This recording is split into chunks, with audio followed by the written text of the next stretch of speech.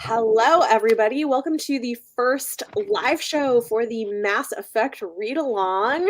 Very exciting. And I've got a bunch of guests with me, co-hosts here tonight. So we're going to go through and introduce, they'll introduce themselves. And tonight we are talking about Throne of Glass, the first book in the series by Sarah J Maas. Yeah, I'm not going to hold this up, though, because it's going to do weird things with my blurred background and it's going to bug me. But really excited to talk about this. I think this is interesting. So maybe what we can do is go around, tell everybody kind of who you are, where they can find you if that's relevant. And was this a reread? Was this a first read? And like if whatever you want to say kind of to start out about it. So we'll go clockwise. So Isabella. Hi everyone, I'm Isabella. I am not on BookTube, but I am on Instagram at isabunchofbooks. And this Goodreads says this is my 5th time reading this book. I think it's probably more because I think I read this when I was like 13 or 14 for the first time, and so I think it like my first read predated my Goodreads account. But yes, this is not my first time reading this book. Hey, I'm Izzy over at Happy For Now on YouTube, and then Isabel's All Right everywhere else, pretty much. And this is a reread for me. I think this is my 3rd time reading this one. And I really big change thoughts, I guess, is what I'll tell you for now. Interesting. Hello, I am Jess from the Hex Library on all things. This is my 2nd time reading, but I've only read to book 2, so who knows? Yes. And I think I understood things better this time around, but I don't know if I liked it better, if that makes sense. I'm Alexa. You can find me online at Alexa Loves Books on Instagram, on YouTube, also on a blog, but I have not updated that in ages. So just go to the Instagram, I'd say. And this is, I want to say it's my 7th, or I honestly have lost track, but this is definitely a reread for me. And even though I've also, like, over the years and over the rereads, I've also had my opinions like go in lots of different directions. I think like at the end of the day, this book means something very particular to me, and for that I'm always going to be like, nostalgic love. It's always going to have like the soft spot of my heart, basically. But we'll get into that, I'm sure, at some point. Definitely. And hi, I'm Bethany. This is my channel if you're here. This is my 2nd time reading Throne of Glass. So it is a reread, but I've never reread this series before. And yeah, it was a different experience. I still enjoyed it, but I have different thoughts than I think I did initially, but it's also been almost 10 years since I read it. So it had been a while. So welcome everybody. Hello. Hi. Okay. So I think what we're going to do is we'll do some like spoiler-free overview thoughts. We'll do some Throne of Glass book 1 spoilers, and then we are going to do some like wider spoilers for the series, maybe for other Sarah J Maas books as well, and we'll let you know. We have checked with Jess. I know Jess has not read as much, but is fine with spoilers. So that's kind of the setup. We'll let you know. So depending on where you're comfortable being. So I guess at kind of like a high level, without getting into specific spoilers for the book, thoughts on this? What did you like? What did you not? What like general thoughts do you have on this?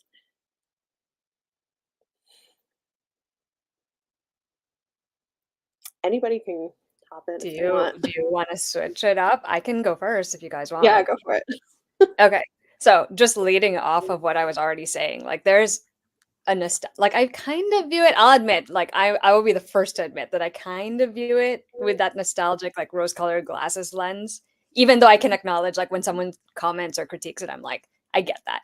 But you know what? It was funny to me because this was the one time I read it where I was like, wow, they're so young.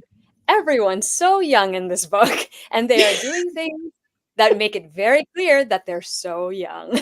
And I was like, I don't know what it was about this particular reread, but I was reading and I'm like, wow, this is really like the most YA of this entire series, I think.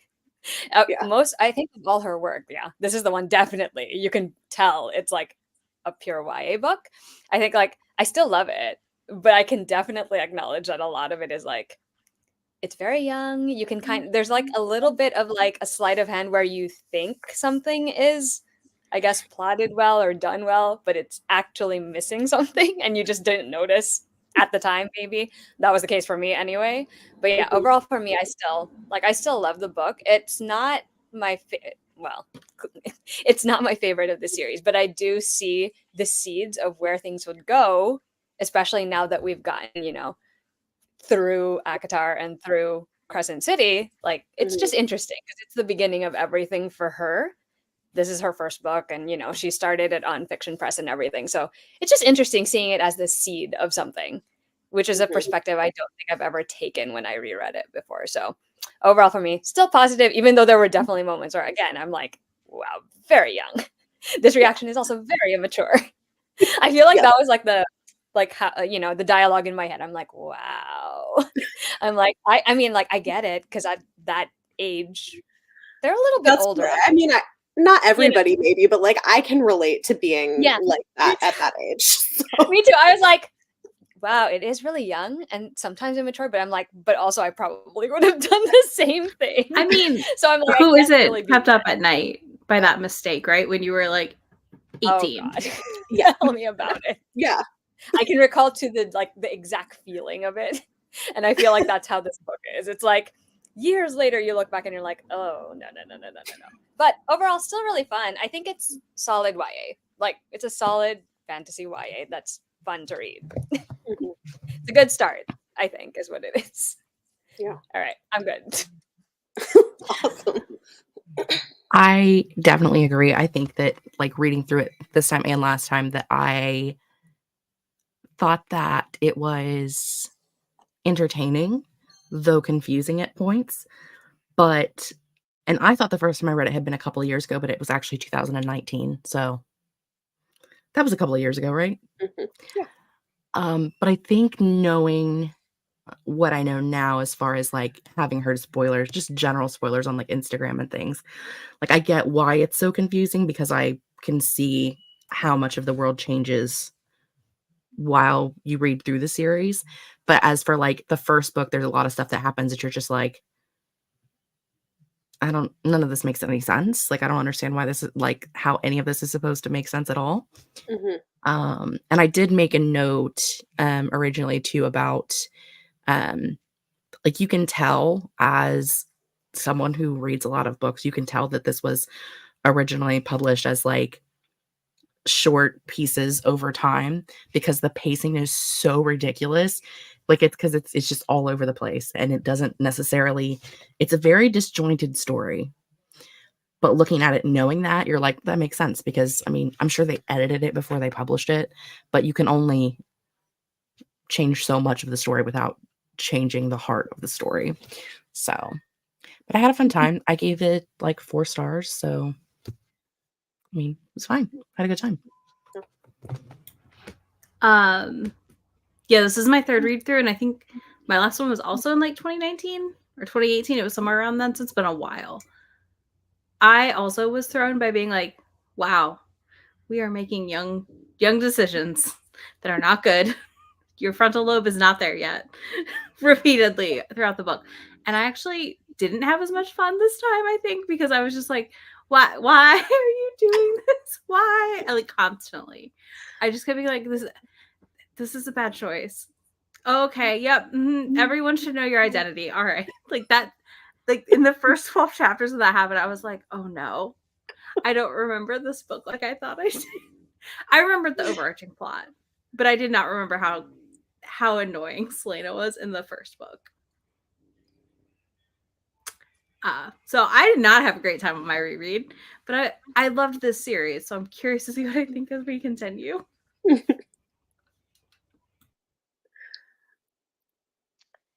I gave this 4 stars.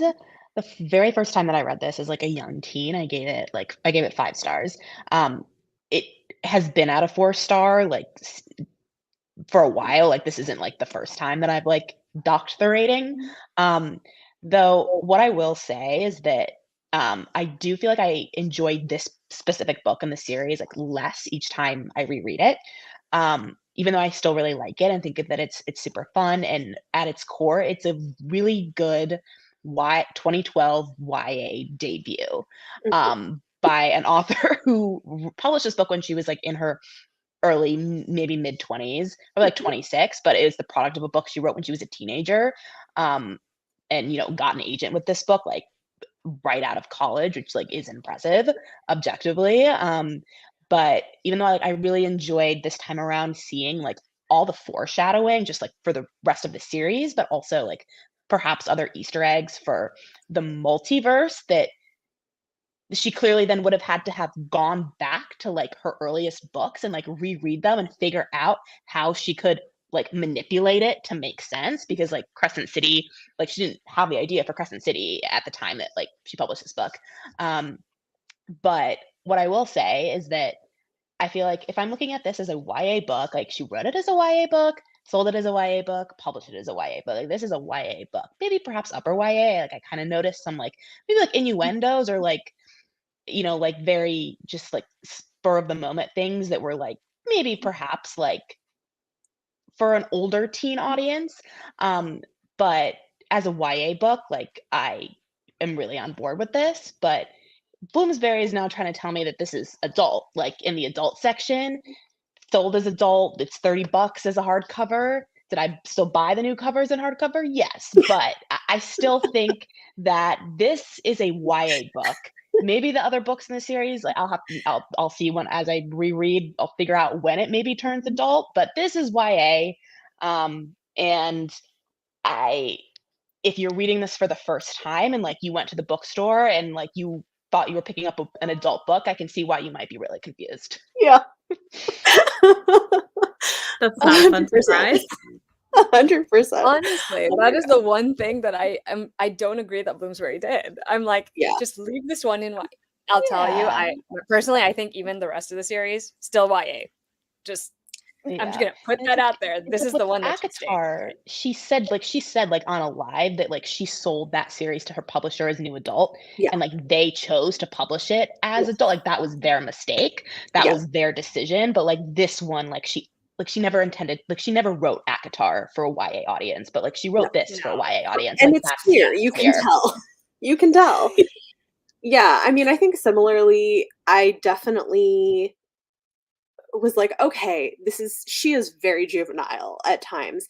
And also, I think reading it, because it had been so long since I'd read it, and I've heard so many criticisms of it since then. There's a lot of things I've heard people criticize that reading it, I'm like, okay, like, you're not wrong. However, I think because it's YA, that's just like what you like, people who are sort of like, don't find it believable that she's this amazing assassin because she does kind of stupid stuff and we don't really see her be this badass assassin. I'm like, that is accurate. However, I feel like it's because it's YA and you kind of just go with it. So that didn't make me have a bad time with it, but I think reading it, there was definitely a lot of like, oh my gosh, this is really stupid. Like, but in a way that I still found entertaining as a YA book of its time.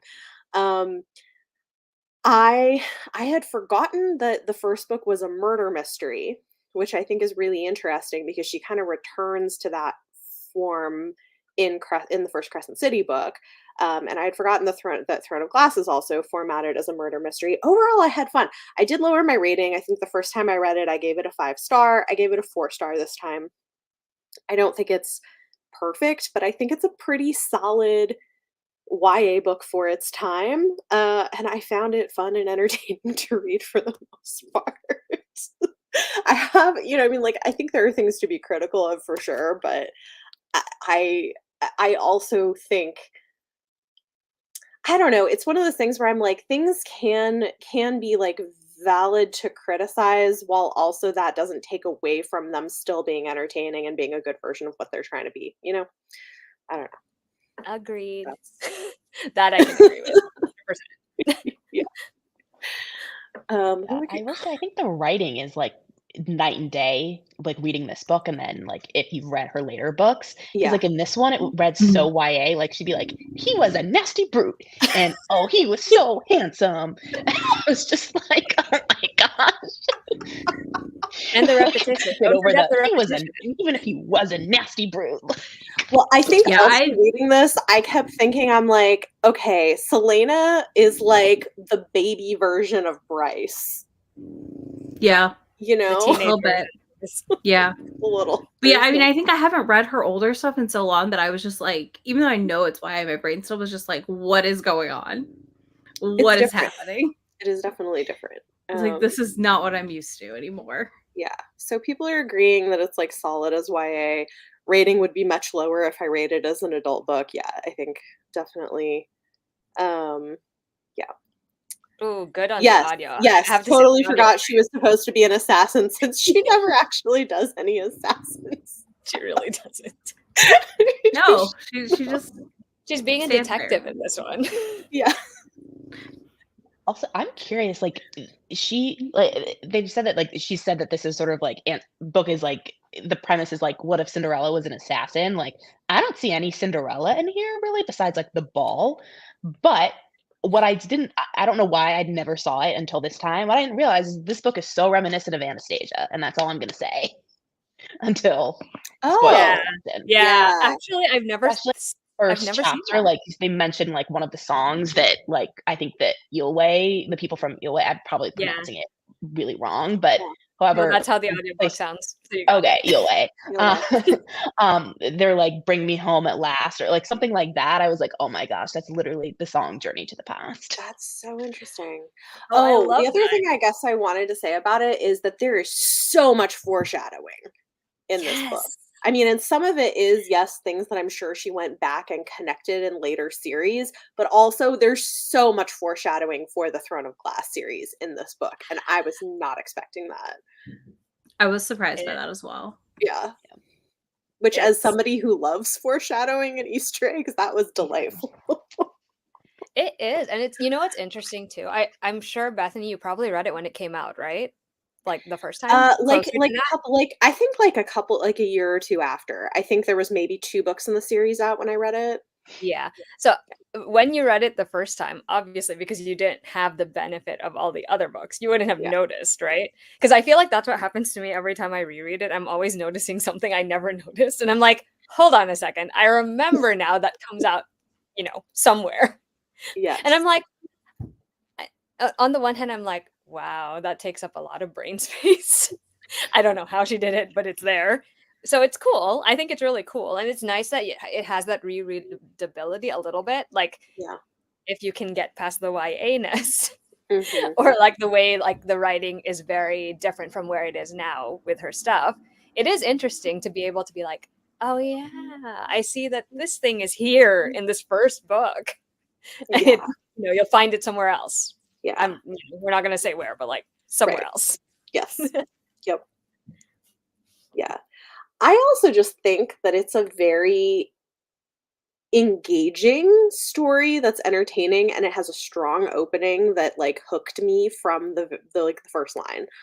And I had also forgotten that Kale is literally like couple pages in is right there. The guy everybody either loves or hates. I love Kale. I I'm love a big Kale. fan. I'm sorry. Like, that's the one thing. That's the hill I will die on. I love him too. But I don't like either of them for love interests. No. Immediately remember not really being into either of them for love interests, so like for her. So Yeah, especially Yeah. Dorian. I was like, No. I love Dorian. Even me, who's like going on this journey for the first time, I remember when I read it before and I was like, they're fine, but no. I mean, I do like Kale's like dry humor. Mhm. You 'Cause it know what? feels like Other talking to Oh, no, go myself. yeah. No, you're fine. No. You go ahead. It's funny because I was going to say something in conjunction with that. Does it also feel? I don't know if it feels like this to you guys, but like, does it feel like there are a lot of lines where you can clearly tell it was crafted to be funny or sassy? Like it was Oh. really thrown in there, Yes, especially definitely. from Selena. Absolutely. It There are felt just some peak lines where I'm like, 2012 YA. I'm like, okay. I'm like, I don't know that that is a line that I would have said in that context, but sure, it's funny to me. I find the humor works for me, but Same. hoping for Kale and Dorian to hook up. Honestly, yeah, fair. I have thoughts on this, but I think it has to wait until much later in this library. Yeah, me too, honestly. I do wonder how different this would be if she rewrote it now, because like at the time she was not putting queer characters in her books. But yeah, I mean, like I think going off of that, I feel like maybe that's like a good segue to talk about like the absence of diversity in this book, because like we have to like, yeah, because absolutely. there's one character of color in here, at least one named character of color, and I do think that it's unfortunate that she is from a conquered nation in this world, that the one character of color also comes from the country in the world that has been most oppressed, or that reads as being most oppressed, because they talk about that country more than like they talk about like, I mean, what's the map like than Melisande or Fenharrow. Like they talk more about the politics in Eelway more than any of the other countries, or their countries. But there's definitely like just a lack of diversity. And it is again night and day from Earth and Blood, where you've got tons of queer and POC side characters, and like I don't want to read a book from Sarah. She might be my favorite author, but I don't want to read a book from her from the perspective of a character of color. But it is like unfortunate that the side characters in this book aren't, and that the world isn't made to reflect how the world actually is, with people from all different backgrounds. Do you know where she's from? The author? New York. She's from New York, but like fancy Manhattan, New York. Yeah. Okay, well, well, I was gonna say, because like if she lived like in like rural Midwest, which is where I live, I could understand that more of like when you're younger, because like where I grew up at, there like I went to a high school with like 600 kids, and there was one kid of color in the entire 600 student body. So like you would just be writing what you see basically. And that may be, had she grown up somewhere like that, I could see how in the beginning it would start out that way, and then she, became more experienced with the world and was like, oh, there are other people here, and I could see that. But no, I don't think growing up in Manhattan, you can call that one. I think I correct me if I'm wrong, but like I like the vibe I get is that she went to like expensive boarding schools in Manhattan, which probably was mostly white people. I mean, that's or not boarding schools, I think private too. schools. Sorry, not Private boarding, schools, but private schools. Yeah, that's what I think too, Bethany. Yeah. I feel like that's she what I went to like a also posh. She grew up heard. on the Upper West Side, and like on a podcast, she like grew up on the Upper West Side and went to like a posh prep school. Yeah, which it like honestly is a little bit of a bubble in a sense. I mean, and that doesn't excuse or make it okay for sure. And like I think she's clearly like grown and learned since this point. But I do suspect that's probably somewhere where that comes from. I was struck reading this with Nehemia. I love Nehemia as a character, and I am so upset about the choices that are made with her character's trajectory, without getting too specific just yet. But I like reading this too. I was struck with, I'm like, I feel like she really fits into that magical Negro trope a lot. I mean, like she saves Elena's life multiple times, is always like I don't know. There's a lot of, it's not and that's like the person that you jump to immediately as who's going to be your villain. Well, obviously it must be the person of color. She flip-flops. She was like, there was like a line in there where she was like, she's like, if I find out she's the one, I'm gonna kill her with my bare hands. And I was like, Whoa. Oh, I know. Well, There was also a I was line like, like it's that, so I stupid think. because there's no reason for you to even think No. it is her. It doesn't Yeah, even there make was no sense. like anything that made it look like it was No anything evidence, no proof, no inkling, no Yeah. like But, like, person she was told, traits. like, strategically, like, the reason, like, you're using a fake name is like, for strategic reasons so that, like, people will underestimate you, and then, like, you'll be the last one standing and everybody will, like, not know what hit them. Like, don't you think there might be strategic reasons why, like, Nehemia is Yeah. pretending? Like, she doesn't understand this language, Yeah. like, Yeah. Which I mean, like, I think it seems like Sarah was trying to have her character learn that lesson, but I don't love the way it was done. No. You know? Especially when it's so obvious who the villain is. Yeah. Like the whole oh, time. yeah. Like, Right? I'm the like, minute he walks yeah. on stage in chapter I know. 2 or whatever it was, I was like, oh yeah, that's right. That's the one. I remember immediately. That's the guy. listen. Could not remember his name before starting the book, but literally his name showed up on page and I said, yes, it's you. I remember you. Like if you marked down like every instance of where there was like physical proof on the page that he was the villain, it would make a book in So itself. many. So many. So And much. okay. I'm like, He how is is more she of a this dumb? crony that, like, I mean, he is the villain, but he's also like a crony of. You find obvious, like, at the end of the book, it's clear that he's a crony of other people, but like still, it's so obvious that he's like the physical person Yeah. I'm not even going to try saying Yes. perpetuating the crimes. Oh, it's so obvious.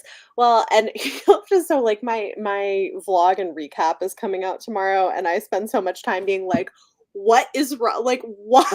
Why would you think it's Nehemia? It's so obvious. She's a terrible detective.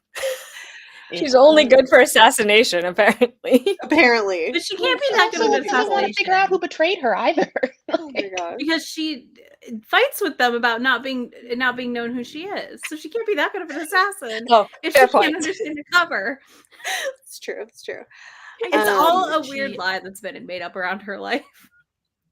I do appreciate they at least showed like during the like tournaments and things that she had skills that would lead toward being a good assassin. Mhm. You know, since she wasn't an assassin at any point in the book, like at least they showed that she had attributes that a good assassin would need, but it Mhm. felt very much like. But I'm in my review 5 years ago. Oh god. I said that I feel like she's described as the best assassin, but I don't think she actually likes to kill people. Yeah. And so she's not going to appear as if she's the best assassin because she's not being that person at that time. I could be wrong. I don't know. I've only read 2 books out of 37, so that was just my take. In Yeah. I mean, it's well, because like she has the skills, but it's coming from a lot of like childhood trauma that's unresolved. So And there's more to it, of course. There Yeah. I also there think that, usually like, is. interestingly enough, like, I don't know if this was intentional, but the things that, like, there are definitely things that, like, have made her, like, she was literally, like, trained, like horrifically, like, abused essentially to become an assassin, and like was clearly a good one, and then you can see the traits that made her a good assassin. But the things that, like, we're talking about, like, that were like, how could you possibly be a good assassin if you're doing like X, Y, and Z, are the traits that got her caught. So I think on one hand, I'm like, I don't know if that was intentional for like it to come across that way, but like the things that like were like, that was so stupid, like, why are you doing that? Like, are the reasons she ended up like in the salt mine. Mhm. Yeah. That's actually a good observation to make. And it's interesting too, because the more you find out about Selena's character, right, you get the sense that it's not just her teenage side that leads to the recklessness and the impulsiveness, and she's kind of a hothead, but that's just really who she is. Like, even when she gets a little older, I feel like those traits don't leave her. And I feel like I'm trying not to like get too far in my thoughts. But like, Yeah. it's interesting because those things don't generally lend well to being an assassin. Like, you can't be impulsive. You gotta Valid plan point. a little, just a little, and you can't let your temper get away from you.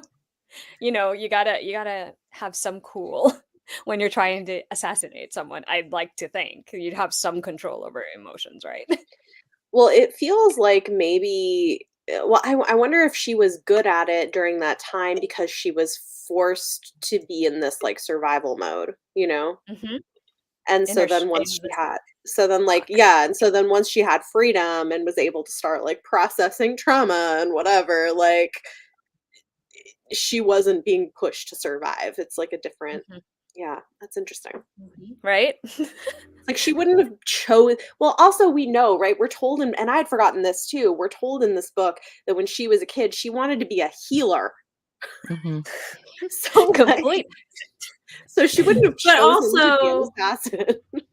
I feel like though her like just killing people off in the mines was a thing too. So, well, people that did bad things, but still, I feel like that was like their one attempt. She can do this. Yeah. Oh, yeah, speaking of which, that was one of the other things where I was like, this book reads so YA, feels so YA, but then there are like certain innuendos and like just like offhanded comments like about like what being a woman in Indovia means and like just Mhm. talks of like betting people. Like, not that that's inappropriate for YA, but like just stuff that I was like the way that it's kind of like offhandedly like, you know, Mhm. commented on, I was like kind of surprised by. Or like I guess I hadn't recalled that from, you know, the first time that I read it. But Yeah. you know. She's supposed to be the smart one. Yeah, I don't know that she's really very smart. She thinks she is, but She's too dumb to die. That's Yeah. all I got. yeah. Or she's just dumb enough that it, goes full circle and she just Yeah. ends up getting lucky. So it looks like she's smart. Right. This is Yeah. true. I mean, also that lends itself to the funness of the read. Like, even though I didn't have a great time, there were still fun moments. That's great. Is the fact that she's just kind of sometimes you just want to smack her upside the head, be like, "Get it together! Get Come it on, Selena. You got Izzy, this!" what did you rate it? Like a 2.5. I was so unengaged by the murder mystery at the end of the day. Mhm. I don't know. And I don't and previously it's been like a 4. Mhm. Same thing, I think it was a 5, then a 4, and now I'm like, we'll see how the rest of Throne of Glass goes. I'm really curious if I still enjoy it. It's gonna be interesting to see because I feel like this series has its ups and downs. Like, I didn't Mhm. love all the books in the series, but I have my favorites. So Yeah, same. And it's like book 4 where I feel like I took more of a like, yes, I'm in yeah. on the series. Makes sense. So I'm curious. That would Yeah. make sense. Yeah. Oh, yes. Oh yeah. Ah. Yeah. Yes Yeah, to that asked Shisha couldn't say without spoilers. Yeah, Yeah. that is probably an understandable. That's probably response. why I'm talking about a book. It's fine. Yep. Like, all of my favorite characters are later. That is the other problem. So I'm just over here like, are we there me yet? too. Well, Are we with there the exception yet? of other than Kale, I mean, I love. I know, Kale is like that's the it. one who's there. I'm waiting for everyone else I love. How did you feel about book 3? Oh, well, I'm curious if one of your favorite or a favorite character of yours appears then. I'm trying to Possibly. remember. I'm trying Possibly, to remember right? book 3. I on. think possibly. If I'm thinking of the right character, then yes, maybe. Yeah. I think the series changes trajectory with book 3. I remember like I feel like book 3 is like a lot of people's like favorite in the series. The way that like Mist and Fury is like, and everyone's like most people's favorite like ACOTAR book, myself included, if we're being honest. But like I remember book 4 being my favorite, but like that may very well change. Like now that I'm I put it in the older. private chat because I will forget. I'm curious to see what mine is. Oh, okay. Oh, to answer your That's like question, my favorite. then no. Yeah, no. Well, and other love interest that appears. yeah. Yeah. So No, I'm excited. I'm curious to Like- see how it goes. Like moving forward, because my favorite book of this series is unpopular. Tower of Dawn. Tower of Dawn? Dawn. Me too. I also I like love Tower of Tower. Dawn though. I I am love li- Kale. I'm So- like exactly. I'm You know one of what? those Tower people of who's like, Dawn I was get really torture, though. Only because, like, you read Empire of Storms, and then Mhm. instead of finding out what happened, you have to get that. Like, so I understand. Like, I think a Yeah. lot of people also hate Tower of Dawn just because it was painful. Like, I get that. It was a I rough read at understand the time, but I still that. loved it.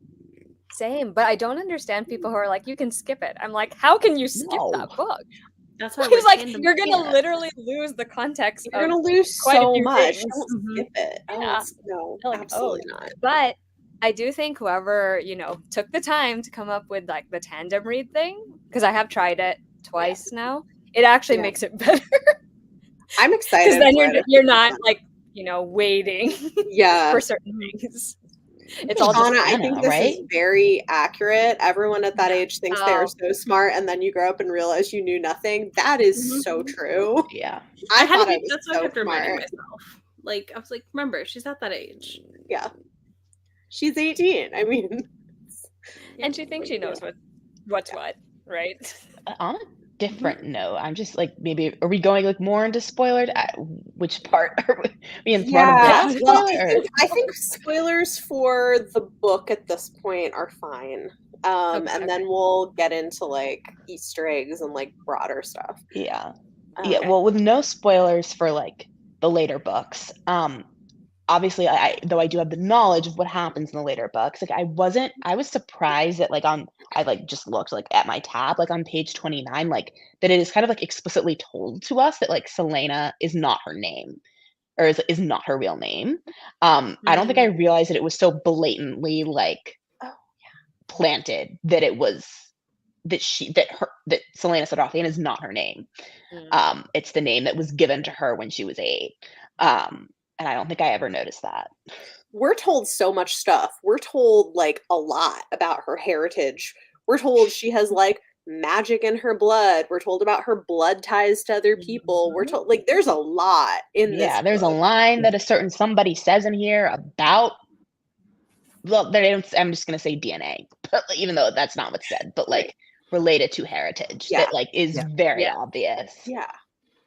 There's a lot of, again, even though I don't know what's going on, I feel like I know what's going on. Like I have really good guesses just from like, again, little like bits and pieces of like spoilers that I've heard over the years. I mean, I've never like sat down and read a full, like, this is everything that happens. You just, sometimes you're scrolling through Instagram and you see something and go, oh, wasn't supposed to hear that yet. And you move on.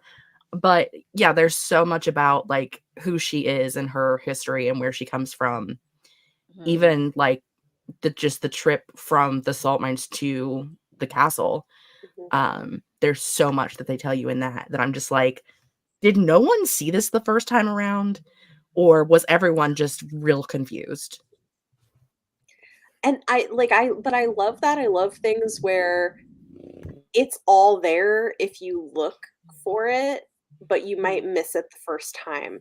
Like a lot of my favorite books do stuff like that. I feel like N.K. Jemisin writes like that. Susan Dennard writes like that. It's like the thing where like the first time you read it, you may not realize the significance of what you're being told. Yeah.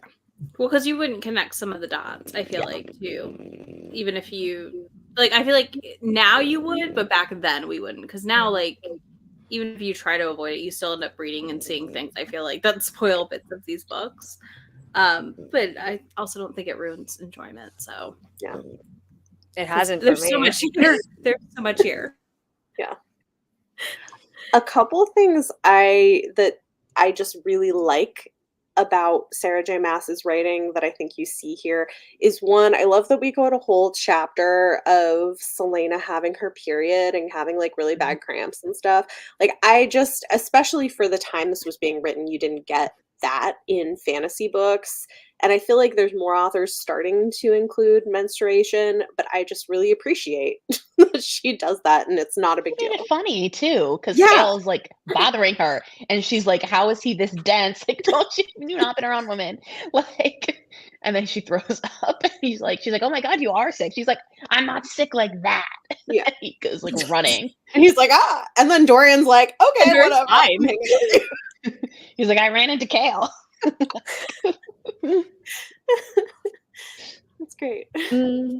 I think the other thing I would say about this book too is it is so, again, it's a starting point, right? So it's very insular in a way because it's really only limited to what is happening inside that castle at this particular junction in time. Like, sure, Yeah. there's a lot of seeding of other things, right? But it's all in the castle at this point anyway. The castle and I guess like, the city. But like, Yeah. it's just interesting too because I'm like, that's a very it's just a interesting foundational thing, I guess, because it goes from that to going like, wider and wider. And I think part of that obviously is her growing as a writer, trying to incorporate more things too. But I did find that really interesting. I in my mind I'm like, I think I just have read it so much that the world is so big to me. And then when I read this, I'm like, oh right, we're No, I'm right with you here. though. It's like having read it, like we go so far. Like Right? there's so much. And I do think that also hindered my enjoyment because I was just like, yeah, I love this world. And I was like, we're in a castle the entire time. Yeah. Right? We're in that part of it, which we Yeah, I don't was Well, like. and yeah, like okay, if that's you've read first the whole book. series, you know where Mhm. the king was all those months and what he was doing, Mm. for Mhm, instance. mhm. One day I'll Yep, find a that out lot of and I'll be interested. You're one day you're gonna be like, oh my goodness, it all clicks. Oh yeah. What's You guys also all interesting about spoil it that is for like me the anyways. things that are glossed. Oh, go ahead. Mhm. That are what? I was gonna say like some of the things that are like referred to like really in the first couple of chapters that like went down in Assassin's Blade, like that I was just like, oh. Yes. Um Yes. I had like completely like slipped my mind, or like maybe I didn't even ever like notice that there were even like again, I'm not gonna spoil anything, but like there was a line where she's like she says she paid Arabin back for like every single cent that he spent on her. And it's like you find out in the Assassin's Blade like what he Yes. spent that money on. Like she said he spent it all in like a single afternoon or something. Yes. Like you find out in Assassin's Blade like what that Or was. like going to the Red Desert and training, like Yeah. Yes. Where she met a Absolutely. bloodthirsty girl from the Witch Kingdom. Like yes. It's fun because almost I think every single story I think except one there's some sort of reference to in this particular book. I'm trying to remember if the other one had a reference or not in Assassin's Blade. But it's fun. I love seeing those because I'm like, oh, I do know what happens, even though it's not always. Yeah. Yeah. Well, and even I think references to that she had wanted to be a healer gives, I think, a lot more context to why she makes some of the Oh. choices she does in Mm. interacting with other characters. True. Interesting. I just want to know if anyone else was like as confused by the final fight scene between her and Kane as I was, because I was lost. Oh. Like the whole, I guess it's because it's like she was kind of having a trip, so, and it's from her point of view, so it didn't really make a whole lot of sense. But I don't think it made more sense the second time around than it did the first time around. So Like, you I know was what just it's confused. it's kind of like, have you seen Lord of the Rings? Yeah. It's kind of like when Frodo wears the ring. Oh yeah, No, I could see that. yeah, that makes sense. It It was also just so gives weird me because they're like, people can see things that other, like she can see something and then he sees something else and then everyone else sees nothing, and then Yes. there's this other thing happening and no one's noticing that she's not okay. Yeah. And like, shouldn't they have noticed she was not okay? Well, the king wanted her to die and was in on it. did So. notice, but they just couldn't see what she was like. They just didn't understand like why Yeah. she wasn't okay. I mean, she's like thrashing on the ground. And they're like, Yeah. nobody's touching her. Like, Yeah, what's I going on? think basically it's sort of like the people with the rings can see things that other people can't, and when she drank the Bloodbane, it was like kind of like what it's like with Frodo with the ring, where she's then able to see this other world and what's going on there. There was like a line where it said that like, or I think it might have even been Elena who something about told her seers, that like right? that the Bloodbane or whatever the poison was, that like it reacted to her blood, like, which we know like from like the first couple chapters, like had magic in it before magic disappeared, that it reacted to her in a way that made her be able to sort of like see beyond the veil, is kind of how I interpreted it. Yeah. That makes more sense. Yeah. I'll also say if anyone who's here or is watching this watches anime, That fight in particular is a little bit like the chaos of a typical shonen anime fight. Because sometimes it also does not make any sense. Yeah. It's literally like things are happening and the character is like this is my thing about shonen anime fights in particular, because they're like the characters always have time to have a very deep reflective moment. Like there's literally like a punch going like this and like they're all thinking. And it's like it's very confusing because everyone watching is like, what is going on? It's literally been like a second and nothing, but this character has had an entire saga of like they saw something, they thought of something there. So that's, to me, I'm like, oh, okay, that's kind of what it reminds me of, trippy as it is. But I do think a lot of it is just she's tripping. Yeah. on this poison. Yeah. Yeah. So to this point, I would not start with the short stories. That's why we're not starting with them. Like you could, but I really think it's better if you have some context for what is being talked about, because then it makes the stories more interesting, because otherwise they're kind of really disconnected. So, Yeah, what's funny is that like she used to recommend like on her website that like the order you should read them like was Assassin's Blade first, because like chronologically they go first. It's first. And like all but one of the stories in Assassin's Blade were like released as ebooks leading up to the release of Throne of Glass, but then they obviously released the bind up of like what's like called Assassin's Blade with an additional exclusive story after Crown of Midnight.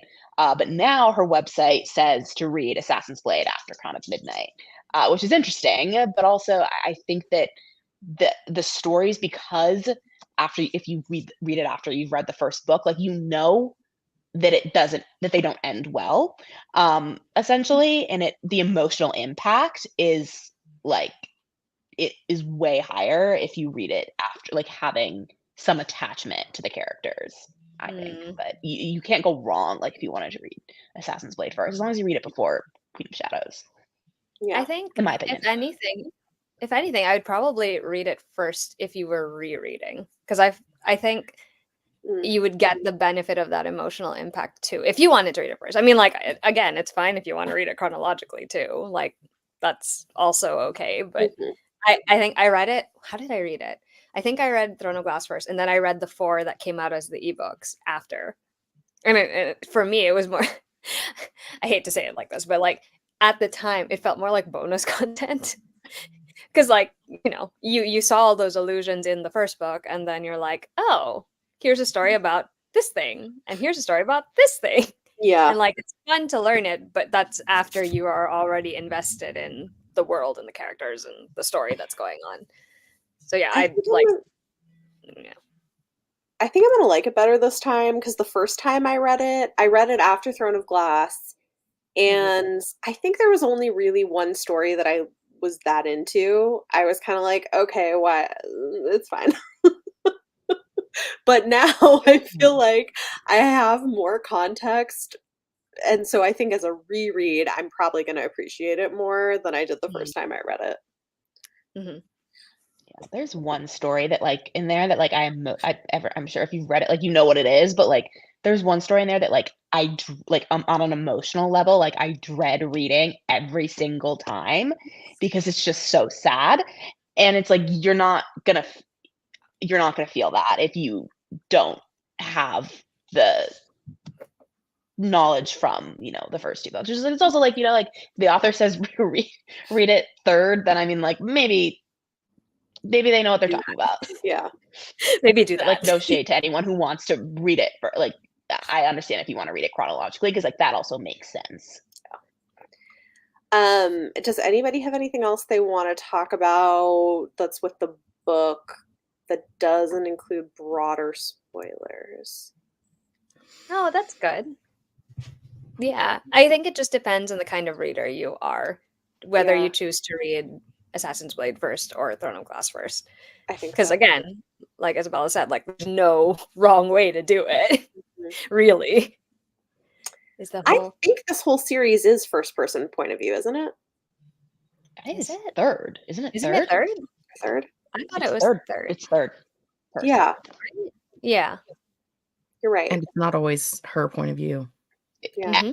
ACOTAR is first person until Silver Flames, and then it switches to third person, Right.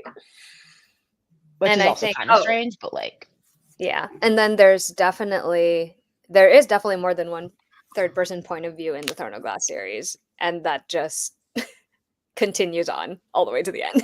Is all I'm gonna say about that. Do I can hear does you get anybody what Selena, remember- Kale, and Dorian, right? Well, and Yeah. Caltane. Oh, yes. and Oh, that's right. Yeah, Does and she then start he keeps labeling it, like, chapter going names, more and more. like chapters with names as we go in the Throne of Glass series, or no? Are they No. all labeled? Okay. No. And I think You just have to guess. I don't know if anybody else remembers this clearly from the later ones. It's kind of hard for me to remember right now because I've been listening to them. But I feel like it also happens and I think this happens with her other series as well. It's like it's one chapter, but it will switch points of view somewhere in the middle of the chapter. Yeah, I am pretty sure that happens in Throne of Glass as well. it does. Like, right? Okay. It does. I'm It's like a I'm- Caltane to Selena, I think, switch. something like that, right? Okay. I did. So I did this one with audio and physical at the same time, Mhm. which How I did think it go? it was good. I liked I it. like the audio for these. Yeah, the I did audio the is good, but I was also reading along and like writing in the book and stuff. So. Yeah. It's hard to take notes if you just listen to it. Yeah. At least for me. I like other people who are more audiobook experienced than I am, I'm sure probably have their own system. But I can't do it. I can, but it depends on how detailed I'm trying to be. So Yeah. I will say I do want to listen to just because I'm so curious. Like, I have to figure out which one I want to do it for because I don't think they don't have them for Throne of Glass yet. But for ACOTAR Crescent City, I want to listen to like the full cast, like Me too. sound effects one. Like, I maybe I I'll probably read will it at for the the same whole time. Avatar series do the graphic audios. I think it's the whole thing, yeah. yeah. They're like So, 2 parts too. Like they're broken up into 2s if I recall. Yeah. correctly. That's also atrocious though, because then you have to use one credit for Yes. half the book. Yes. Come I know, on which now. I think is absurd. I'm still annoyed Oh, about that. agreed. So I haven't gotten them. I don't know. Okay. Anything else that's not like broader spoilers? I think I'm going to run away before broader spoilers, not because I care, but because I need to take my cold medicine, go to bed. 'Cause Okay. I'm dying over here Okay. very slowly.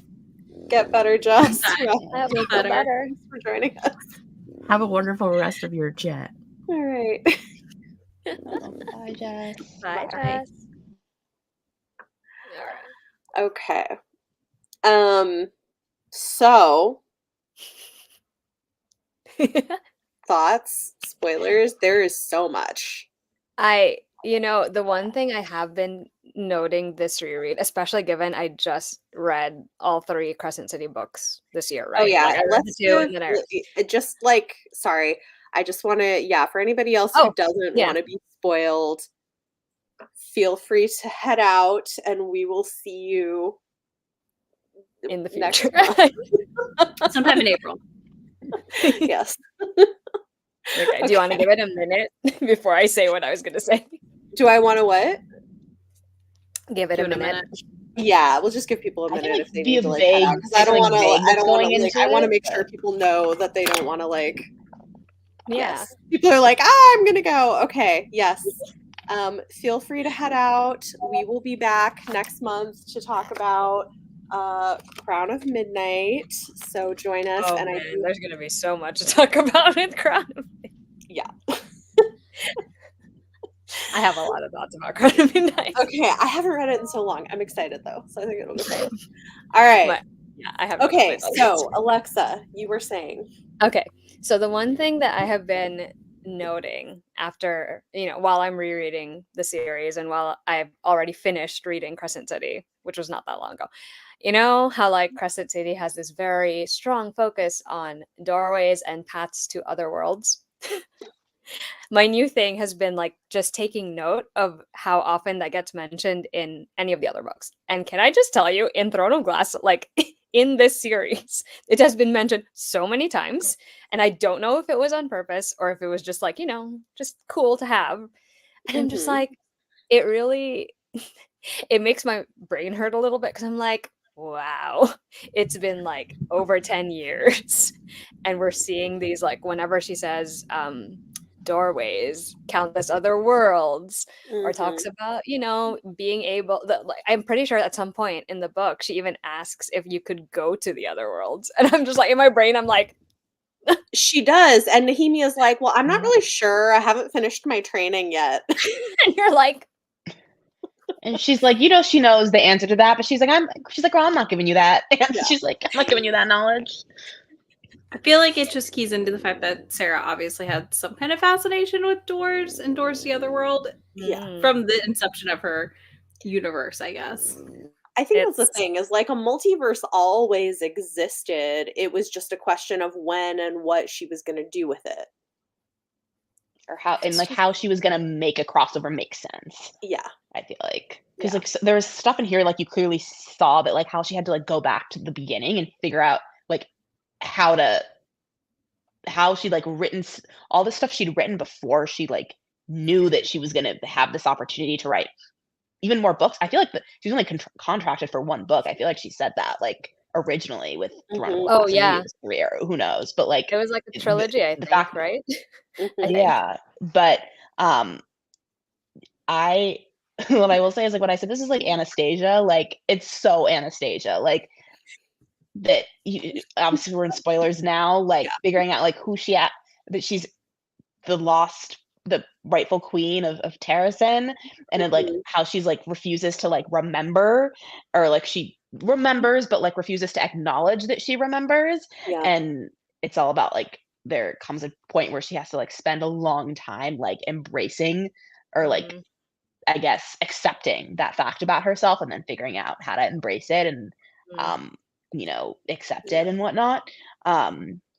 So I was like, wow. I like I don't know why I did not put the pieces together that this like felt very Anastasia. Yeah. That's so, until- like, I until never thought now. of it that way until you said it, Isabel, but like Totally. accurate. Yeah. I can't even I can't. Well, there's It's so many hints too that she's more than she seems. I mean, I even think things like Kale asks if she's ever like been to the great library in Terrace, and she's Oh, like, yeah. "Oh yeah, but like scholars didn't want me touching stuff." I'm like, "Okay, you were there talking to the scholars. Who were you?" Yeah. You And then know? at the end where Elena's like blood tie, what did Yeah, she say? says Like that what they is have the a blood exact tie. Yeah. word she says? Yeah. Yeah. Oh, she says blood ties can't be broken. Yep. Yeah. Like Yep. and the eyes too, like they're more than once, like they are very clear, like about her eyes, which like ends up being the thing that like makes Kale realize who she is eventually. Yep. Um, Oh Yeah. man. Well, That there's part. also like a very distinct description of Dorian and how he looks different from his family members and his eyes and stuff. Like there's That's also just big, like there's also, just I have like 2 like Crescent City things that I noticed, or at least going yes, through. go. yeah. So on chapter 25, I'm like I did not remember that off the top of my head. I'm like looking at my tabs, but when she like first goes to like the crypt and finds like the sarcophagus of Elena and like you know sees all of that, she realizes that the floor is covered in stars, raised carvings that mirror the night sky. Yes. Does that sound like something we just read in like her most recent book? Yes. And then also the amulet, it said it's not exactly the same, but it says it's the amulet like 2 overlapping circles.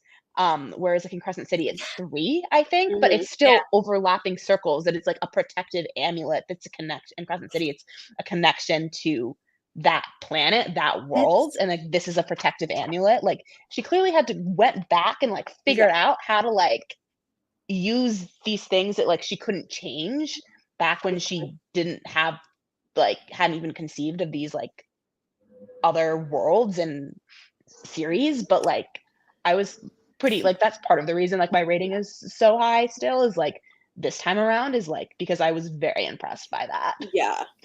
Well, the Same. other thing I noticed is when she goes to temple services, the description of the priestess with the Yes. tattoo of the 8-sided Oh yes, star the on her 8-pointed forehead. star. Yeah. I was like, I It's literally can't. an I really 8-pointed star. I was like, all of these things. I think that's also what makes rereading it so fun. Yeah. If you're looking for all of these things too, because I think we're also all more alert for it, right? Because we know that it exists now. Yeah. It's just So I'm like paying attention to all of the lore details. And also there's so much sort of like historical lore about like, gods coming from other worlds and like there's Yeah, I just noticed think that there's too. Do so you much of think it being set up. Do you think that's a stary? Because I feel like that could also be a stary when they're like, Oh yeah. oh, Do we think the I mean, Vols I'm are sure- scary? someone came into the I feel like world that to has like, to be. bring life or whatever it is. I'm just like, Yeah. Well, I mean, I definitely think so. I also think because we know, right, that there are people from this world that went to Crescent City, and so I also think it's coming And from that. who's related to Brannon Yes. and therefore Aelin? Yes. Yep. That was like the biggest reveal, like the biggest thing that had me like kicking my feet. And I was like texting you about it. I was like, I can't wait for you to get. When are you gonna get there? Yes. I'm so excited for that part. I know. It's a Yeah, lot. because there's page 208, like there's an idea that before the goddess arrived, there was life, an ancient civilization, but somehow they disappeared. Also, she has an obsession with libraries and Mhm. people destroying libraries and like knowledge. Like Yeah. They always get there are destroyed. scenes like in all 3 of her books. Like I think it's an ACOTAR where they mention like a library and people like having Yes. to like grab all the books and like run. Yeah. But like in all 3 series, so like it would make sense if like it's Vogue or Asteria, whatever they want to call themselves, that they're all the same thing. And like the first thing they target is Knowledge. ancient knowledge of what the world was before. Yeah. But yeah, I think with the Vogue, like obviously again, because we're in spoilers, like we know that that the beings that are the Vogue are actually, in fact, in in Front of Glass. We just don't know who they are or who they're masquerading as.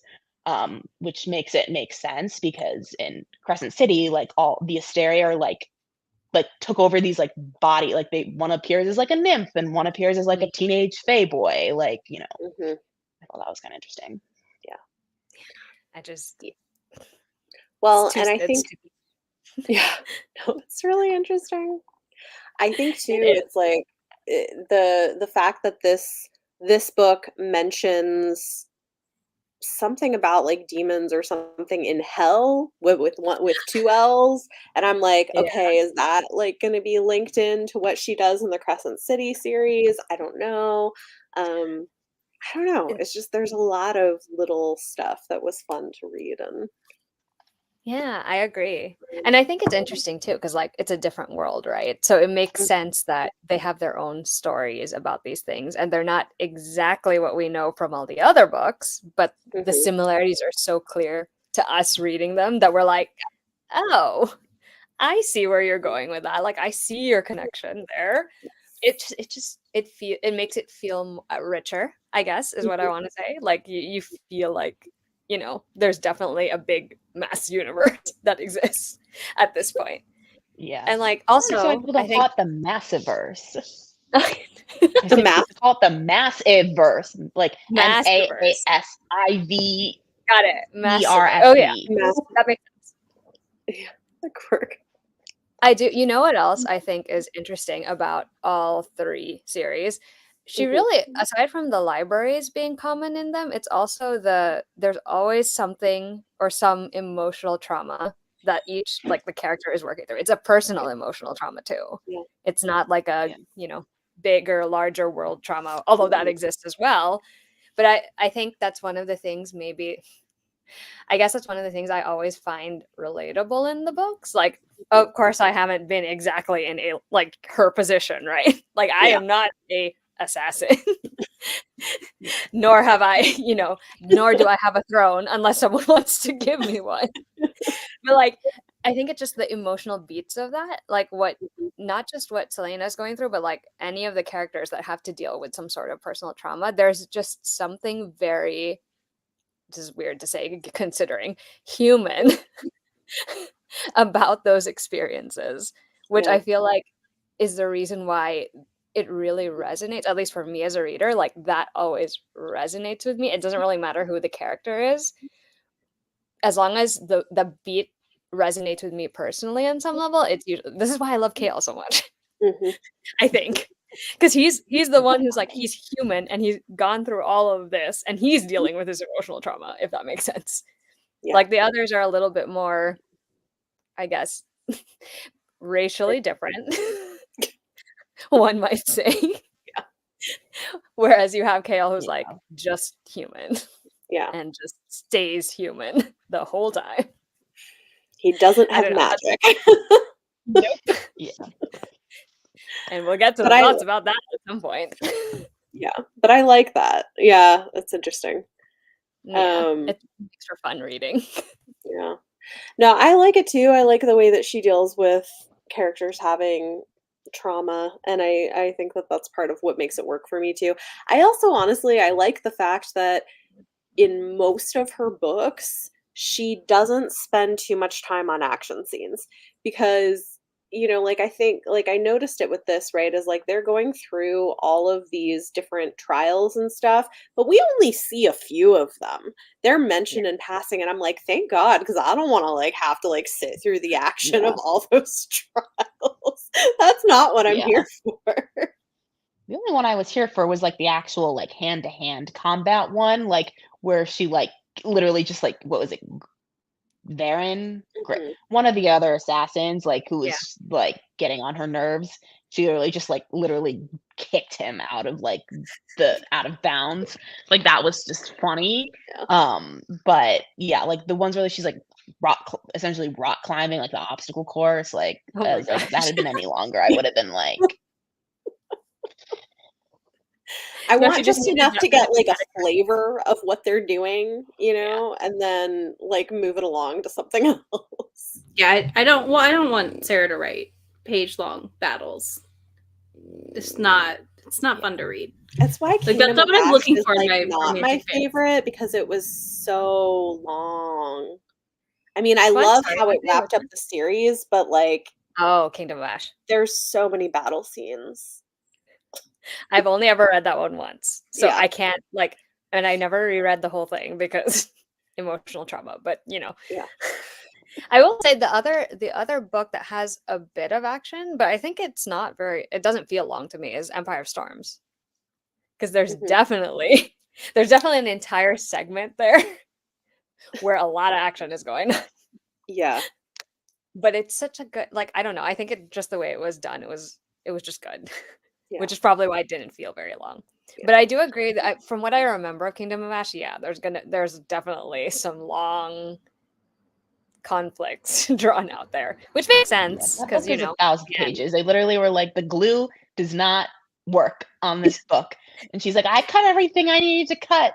They're like, well, we need to make it shorter, so they just like moved up the chapter headings, I think, like at every chapter, and it comes in at like 998 pages when it's like, we all know it's like longer than that. Oh yeah, for sure. Yeah, like imagine you put a book like glue at the printer. Work. It's just like falling apart. I can't imagine that. Oh man. No fighting. I think like what else? I don't know. There were like a lot of little things I feel like I caught as I was reading that I thought were more interesting. The cauldron that getting pulled for future books. Yeah, I didn't notice that until someone mentioned it in the Discord, and I was like, "Oh yeah." When it popped up, I noticed it, and I was like, "Oh, okay." She's good at that, I think. Just taking those details and being like, well, and whenever I'm assuming she went back, obviously, and like read through these books before like doing the interconnected world, and even starting it and being like, okay, yes, this is the thing to pull. Like, yeah, I don't know. That's hard. That has to be hard to do. Like, I can't imagine. Yeah, trying to figure out what were my little like. Which book? Yeah. Which book do we think is like the first book that she like actively planted a hint in, like knowing that she had like decided that like this crossover was like going to be a thing? Because like obviously there is like a very obvious one in Kingdom of Ash, but I'm wondering if there were hints before in like previous books, and like that was just the book where you were supposed to have like have To it kinda like hit be you in the clear, head like with if you it. hadn't already. Yeah. Yeah. Is Kingdom of Ash the one where she like sees Feyre and Reese. Yeah. Yeah. Mhm. I don't know. And Crescent City too.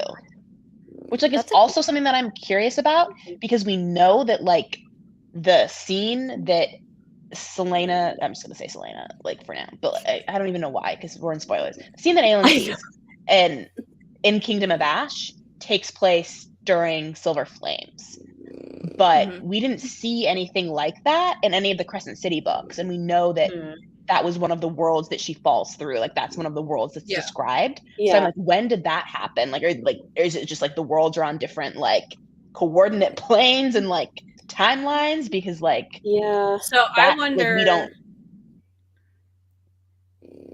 Heir of Flame came out, and then we had A Court of Thorn and Roses come out. So I wonder if Heir of Flame has something that we just all missed. Maybe. I can't remember. Like, I remember there being other things that I thought indicated that this was what we were going to get, but I can't remember now what they were. So Mhm. it'll be interesting as we're I guess reading. we'll find out. Yeah. Yeah.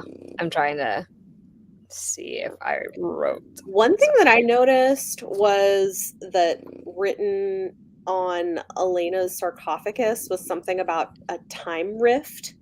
Yeah. Mhm. The Times Rift quote, Yeah. right? And Yeah, so that's like a code. yeah. But I mean, like, I guess I've just wondered, like, could there Could it be be some Oh. kind of like a playing with time thing that happens at some point? You That's know what what I I- mean? Yeah, that's what I wondered too about the worlds. Because Yeah. like I know a lot of people try to theorize about which one came first, which one, but I feel like it's more like it's more I like think this is the Izzy's Marvel dog Universe timeline. that you're hearing. You're hearing my dog snore.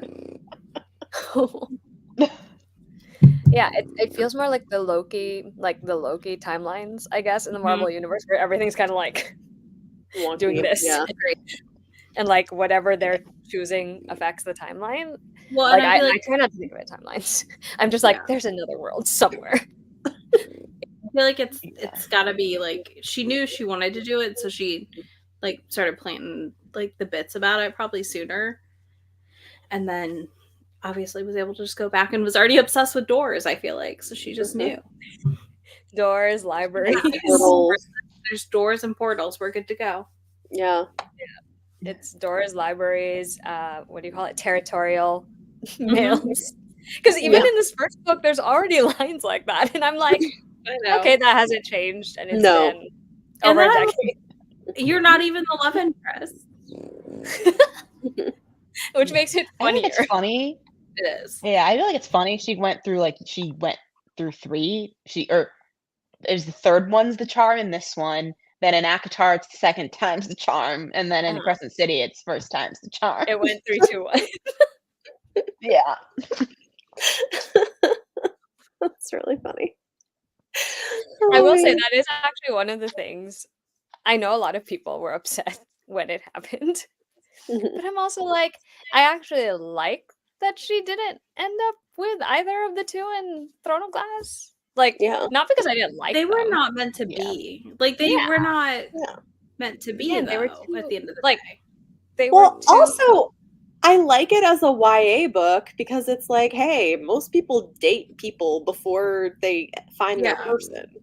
Or even Exactly. like they think Yeah. they found the person, but Yeah. it's not that But person. it's not really it because she's 18. Yeah. So I kind of like that. Yeah. So like I appreciate like Yeah. she throws herself headfirst into it where she's like, this is the one, or I could be with this one. Yeah. And then she realizes, as she's growing up and embracing who she really is and working through all the trauma, she's like, oh, no, our paths are like Not. Yeah. converging Yeah. anymore. I And guess that's it's technically okay. 4 times the charm, fourth time. But But like that, but that's he like a died, so maybe part that of doesn't growing count. up. That's like a normal, you know what I mean? Like, I mean, I feel like that is Yeah. part of coming of age and like realizing that maybe somebody that you care for is not the person for you. Agreed. That's one of the things I appreciate. That and making bad choices, reaping the consequences And, of the bad I mean, choices. and As we learning. continue too with that, they foster such a fun friendship. All of Yeah. them. Yeah. And I liked seeing that in a YA book. I don't feel like we got enough male, female, not, just Platonic friendships that were like friendships. made Yeah. sense, and like also ended up dating other people, and it was all like it was chill. It was not drama, Yeah. I mean, I guess by then they're also in their 20s. No, yeah, I'll speak of which Dorian is meant for someone else. Yes. Yeah. Yes, I agree with you. Okay, that's the other thing is that I'm wondering is like in her interview that she did for the Today Show, she said that the fifth ACOTAR book is next, but she said the book that's coming after that, she's like, she's so excited to write, and she said it's going to be really emotional for her because of the world that it's going to be in. And I'm like, it must take place in a Throne of Glass world, and like that I feel like I've probably been waiting might for be that. why they've done this, because like she's very clearly not writing any YA book. Like she likes her steam. Like she's clearly not writing YA books anytime soon, if ever. So I'm like, I feel like the book that is coming after her next book is going to be in the Throne of Glass world, and it's going to be very adult. And so they're like, but like they're not ready to like say that, obviously. So they're like, we're gonna just do these new covers like around the time of the 10th anniversary. If they want to give it to us, I will happily read it. And as an adult book, I will appreciate it more, I'm sure. Yeah. That Imagine if it was particular... like a Dorian and Manon book. I can't imagine that one being a YA book. To be honest with you. That relationship is not. Yeah. Like, you would not do it justice in a YA book. If that makes any sense. Yeah. Yeah, no, that's a ship that it's funny because we were talking about, I think we talked a little bit about Dorian and Kale.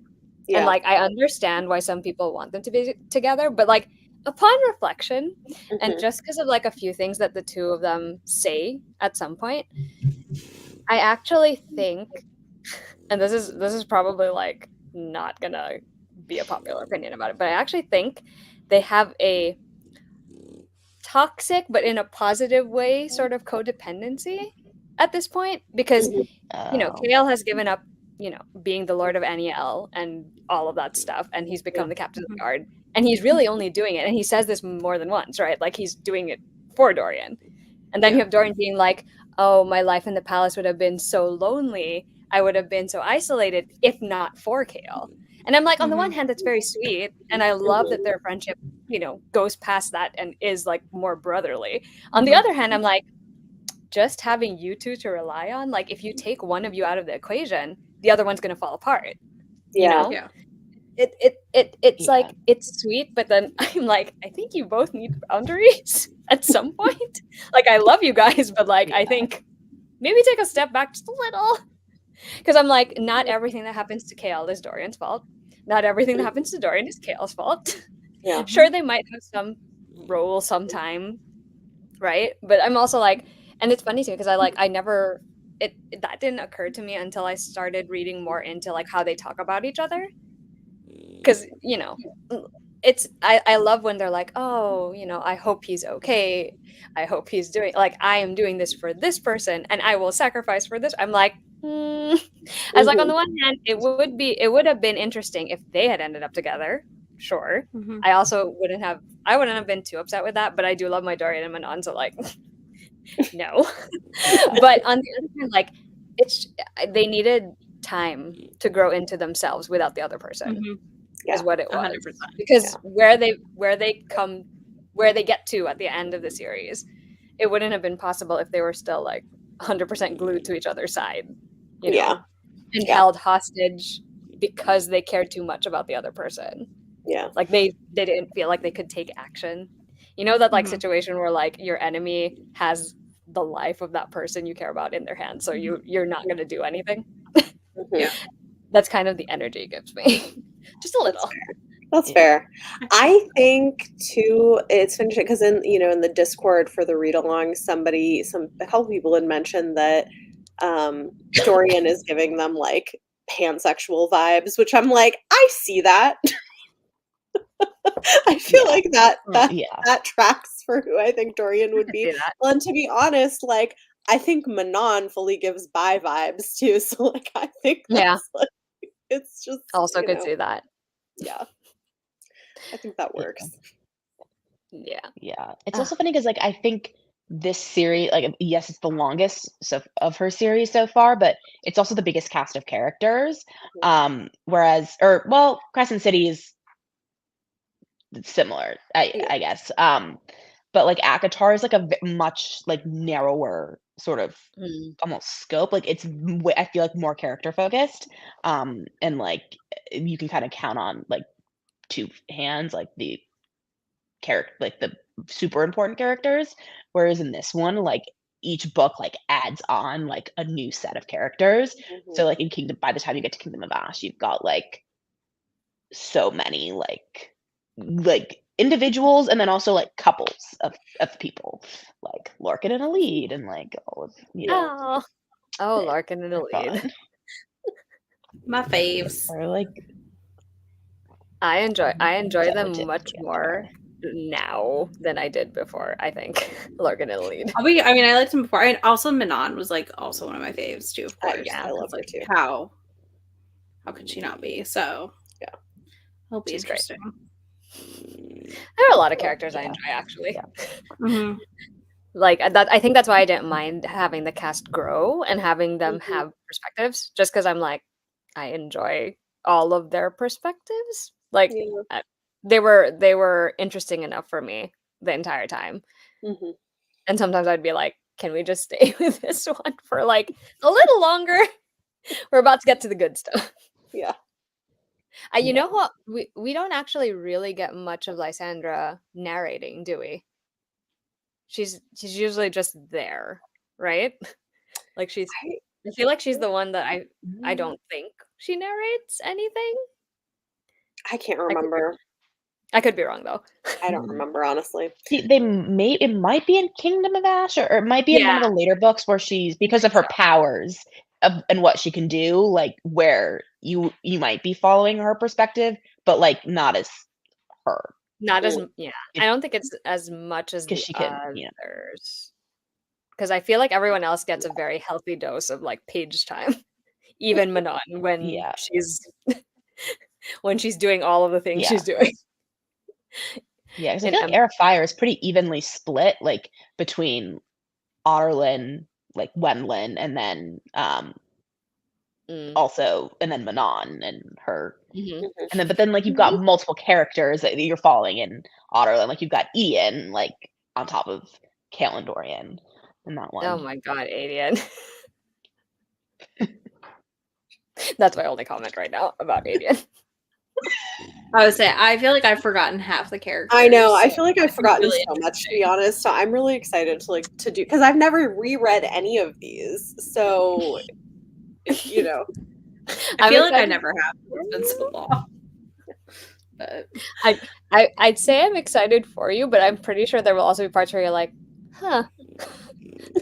I didn't remember that being that way. I'm sure. I mean, I think even with this, it was kind of like, okay, this is. I also think too, I've noticed it doesn't really bother me the way that I know it bothers some people, but I've also noticed some things in Sarah's writing sometimes where she'll like use a descriptor, and I'm like, what? Now I'm curious, like, which ones?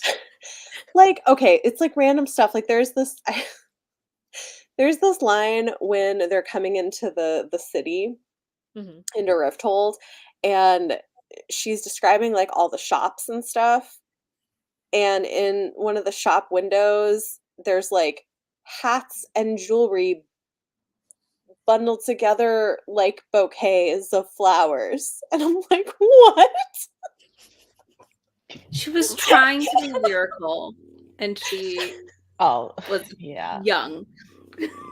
That was also at one point where I was kind of like, it was around there. I was like, okay, we're getting kind of white saviory, where she was like, she saw the slaves and she was like, I was like, told me like, I did something, I helped, I freed them. I was like, and it's like, I understand that like race is like, does not like the system of racial oppression that we have in our world does not exist in their world, but like it does exist in ours, and so we read it with that knowledge and that Mhm. perspective.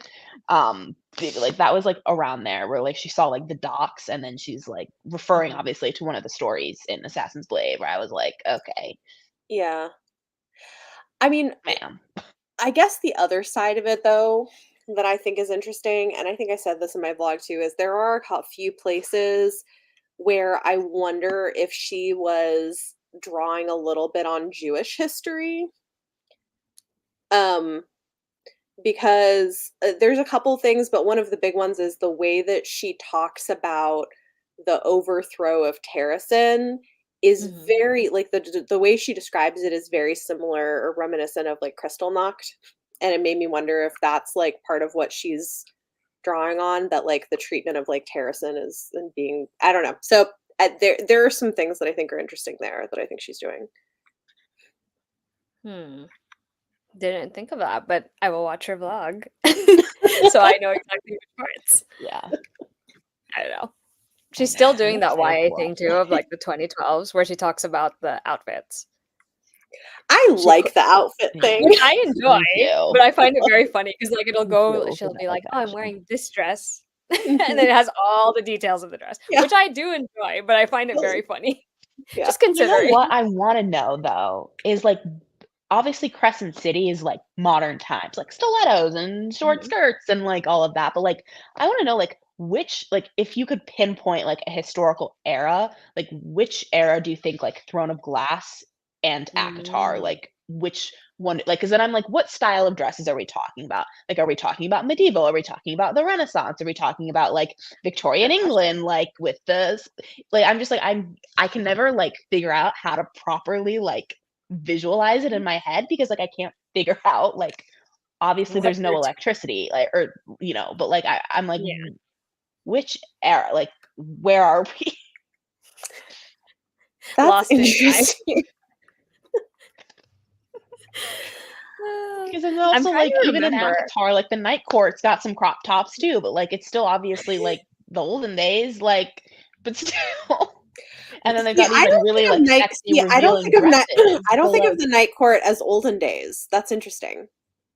no like I mean no but like the world having like not you know the human territories I guess like are Yeah, seem to be more They're not as and like obviously the developed Night yet, Court not as is right? developed. yeah Yeah, the Night Court is like different than the other courts but like yeah, it's still the world of ACOTAR does not have like technology or electricity in the Yeah. same way that like Throne of Glass yeah. doesn't have like technology or electricity though this one does feel like you're more like you're high fantasy like someone who's grew up loving Lord of the Rings and whatnot but I'm like what like but I'm like curious like what era this is because there are certain things that like feel like very medieval and there are certain things that feel more modern and it's like I'm just like trying to figure out like how to visualize it in my head like Yeah, that's a good question, Just actually. go pick your favorite fan art.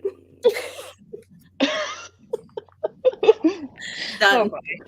Like it's that. most of them are vibe. focused on the faces not the dresses but yes I Yeah. know. I know. And That's they're the problem. usually dressed for battle in most of them, at least for TOG. yeah That's true. I feel like it's Yeah. usually the ACOTAR ones that are in the like Mhm. nice gowns and dresses. yeah because except there for was a scene in here where like she was like dressed in something that Dorian thought was really funny because he was like it's like 100 it was like years out of fashion and she was like well because she didn't have her maids there and so she had to like figure out an outfit that didn't have a corset that she could get into Mhm. herself so it's like it's clearly like there are Yeah. indications about time periods but like it's not clear like what it's Yeah, what it's was that? Because taking I wanted to inspiration say it from. had like, I don't I think know, I like puffed envision like sleeves or something. Like, I don't know. I don't remember. No, the I Ren think Fair you're right. garb almost just for all of them. Like Oh, but like the I nice could Ren see Fair that. garb almost. I could see that. Not like you tucked Okay. a shirt into a like skirt situation, but like a Yeah. a one of those gowns. I don't know. Mhm. I mean, think I that's feel like this reads as kind of Victorian because we have like an inverted peak separating a bodice from the skirt, for instance. Mm. Like, so that would be, Okay. that's like that, Yeah. Yeah. So I feel like probably if you had somebody who did costuming, they could probably read this and tell you, oh, these are the eras these dresses are being described as. Yeah. Yeah. Well, it's interesting because remember, she has that she has the assassin suit. I don't know if you remember this, Oh, which yeah. sounds more like something like, I don't know, Black Widow would wear because she has like concealed weapons in it. And it's Yes. super sleek. Yeah. Has some grip on the boots. I'm like, I don't know. Now that you mention it, I'm also like, I have no idea. It's kind of a mishmash, probably. Probably. Yeah. Well, 'Cause I to feel be like she fair, said something about it, but like she also took down her Pinterest, probably because Oh, did people were she? like, yeah, like she used because she would like she used to have like very like extensive like Pinterest boards for like all her series, like including one that like hasn't Is it the become Gods one? The something. Twilight of the Gods? Yeah, one, even that. maybe? I think she probably took it down because like it became like she thing. either needed to use it or because people, as they do, were just like coming up with outlandish theories and bullying people over them. Yeah. But like, so you can't like go back and like look at like what was her inspiration from. Yeah. And she doesn't do like really very many interviews or anything. So No. I don't know. It's a bit of a mystery. Well, it makes sense for it to be a mishmash if we're going to talk about doorways and connected worlds and different races that could or could not have entered, you know. That is true. Then it would just be like, okay, this race brought this thing and that race brought this thing, and I guess this is what's Yeah. left, so this is all we've got. I want to know when Lydia's ancestors left. Like, when was that precisely? I would love to They know that. left because she's my favorite character in Crescent City. Me too. Well, and Rune, but like, I mean, but yeah, I love Lydia. Together. They're collectively.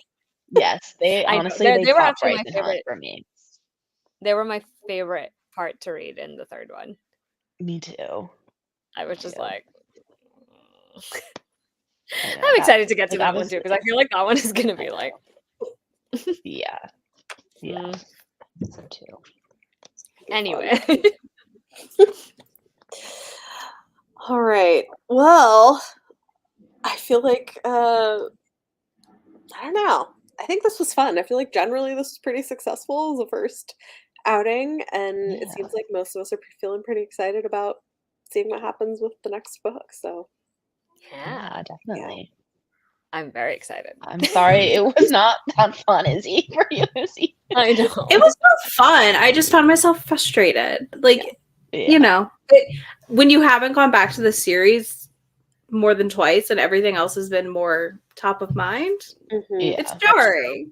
Yeah. And I think I just like the further into my 30s I get, sometimes the less I want to read about being a dumb teenager, I guess. Yeah. No, I get that. Yeah. Like, you know, like it's not that it's bad. Like, you know, in my 20s, I loved it. Would have loved it at 16. Would have, you know what I mean? Even would have loved it like when it first came out. I read it a couple years later, but you know, it just, I don't know. I think it'll get better because I know we have better coming. That's the other problem. I know we have better coming. Yeah. That probably doesn't help. I don't think it helps. Like, I really don't think it helps. I'm like, but all these people that I love are coming, and it's going to be more fun. Yeah. You're going to have to wait a little longer, though, and maybe suffer just a teeny bit more. I'll be fine. We'll get there. We'll get there. Oh, We'll yeah. It was worth and by the time you get there, like, all the good stuff will just, like, outweigh. Exactly. It'll be like, you just forget about those first couple books. That's why everyone's like, just read the first 3 books, and then it gets good. Yes. To be fair, that is a lot to ask. For I know it is. Right? It cracks me up when I see people say that. Like, I'm gonna read the first 3 books and then it gets good. And I'm like, who's investing that time at this point? We have too many books to read. At least they're not 900 pages long yet. Can you imagine if you're like, oh, you have to read 3 books and they're all almost 1,000 pages? And so they're like, it's just 1,200 pages. That's fine. Yeah, I mean, it is. I'm like, wow, only a 400-page Sarah J Maas, right? So exciting. It's like, oh, I can definitely read that one quick.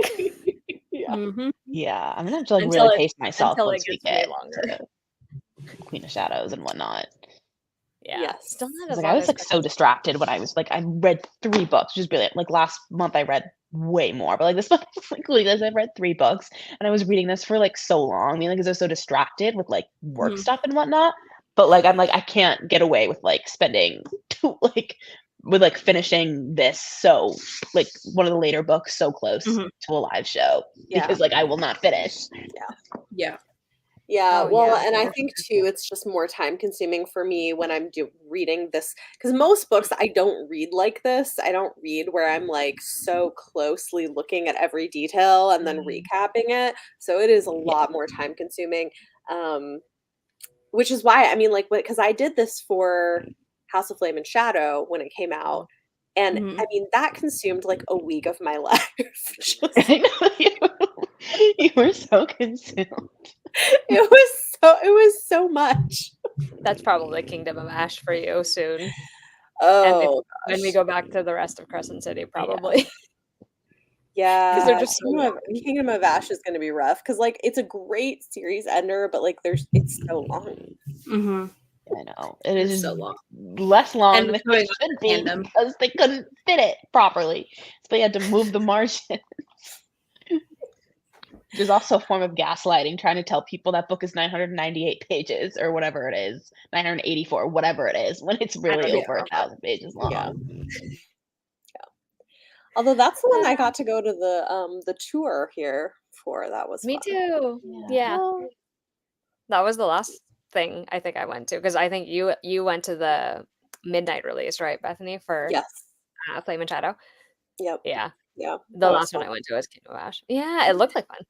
Yeah. Yeah, yours looked so fun. I'm just jealous Yeah. that It was really I'm fun. not I like wish he that. had been there for more than like 15 minutes, but it was fun. Yeah. I know, it was so quick because she also went somewhere else, right? Or a couple of other Yeah, places, she went to the Mhm. book bar too. And then the next day she went like bookstore hopping, like signing stuff. Recruited Bethany to get me one. I did. Love it. Oh, But yeah. No, I think it'll be fun. Just even if, Bethany, you're gonna have to spend like a week doing all of these vlogs. I know. I can't wait to see how long the Kingdom of Ash vlog is going to be. Like, I know, me too. I'm like, I mean, it's it may not be as bad as you're thinking because I may be like, and then this chapter was another battle, and then this chapter was another. Oh, here's a question. So you're doing the tandem read as a vlog? Yeah. Oh, so that one's gonna be long. Yeah. Well, I may split That'll it. probably be a part 1 and part 2 vlog, Yeah. I I imagine. would assume so. It would, because otherwise it's gonna be. I don't even know how many hours. Oh gosh, yeah. No, I'll do it as a part 1 and part 2, I think, for the tandem read, but that'll be interesting. I hope people watch the vlogs because they're a lot of work, but it's fun. But on the bright side, if you ever wanted to look back, at least you could just look at the vlog and be like, I mean, here's you what can just I watch the vlog through. or flip through the book you like detail annotated as well. I mean, now, so- honestly, that's true. Yeah, I can and It'll benefit you in the long run. Let's just think of or it if that way. anybody else needs like a detailed recap of the books, the videos will be there. they're good to go. Yeah, exactly. It's gonna be great.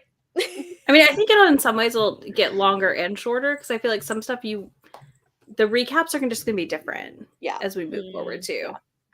That's true. There may be less Some of it is like, what is it that I'm noticing or excited to talk about? I feel like this book just had so much foreshadowing and so many like little, so I don't know Lots of how little much stuff. the other books will be like. I guess we'll see. I think actually Crown of Midnight might not be so long, and Assassin's Blade. Those are the two where I'd kind of be like, I don't think they would be as I think long. Crown of Midnight is like maybe like 10 pages longer than Throne of Glass because it's like sitting over there because I started. Yeah, I mean there will be stuff. There's stuff in it, but I doubt it will. Yeah. It's probably not quite as much. And then 'cause Air of Fire will happen. Well, because this is also like setting up the whole world, so it's kind of Yeah, it'll be fun. I can't We wait. leave the castle.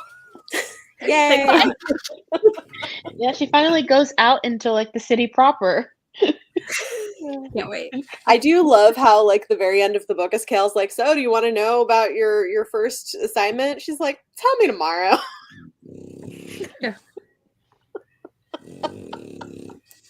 I mean, fair. I would probably say the same thing. Yeah. Like I don't I'd be want to like, know right I'm good. Not now. No. She's like, I need a break. Give me some chocolate or get me some cake. Yeah, she That is loves her actually my chocolate one. cake, I think. That's my Yeah, one she favorite does, trait yeah. of hers. Her like sweet tooth. When she's like, Mhm. I Yeah. want. Oh my god, the candy scene. Her teeth were all red. That was the other thing. I was like, that is so YA. He was like, I gave you 3 pounds.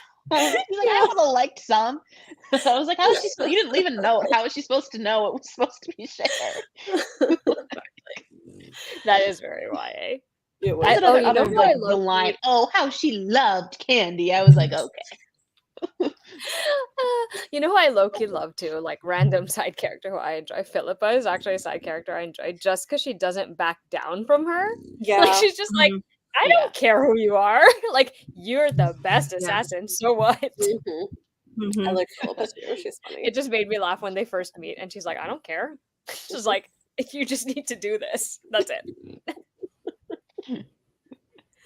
But Oh my she gosh. really she ends up like helping her go to the ball when she's not Mhm. supposed to, and Mhm. yeah. Fun times. When we still had balls to go to. Yes. Anyway. Oh my goodness. All right. Well, I feel like we've been doing this for a while, so we should probably chalk it. Yeah. But it's been fun. We'll be back Great. next month to talk about Crown of Midnight. I don't know. We haven't like decided on a date yet, so we'll figure that out. I imagine Setting- late April. Yeah, So I'm late guessing late April. But somewhere in there. They'll find out. Stay I'm sure. tuned. We'll let you know. All right. Well, thanks everybody. Have a great night and happy reading. And we will see you next month. And my spoiler vlog and recap is going up tomorrow. So enjoy. Oh, exciting. Yeah. Can't wait. Yay.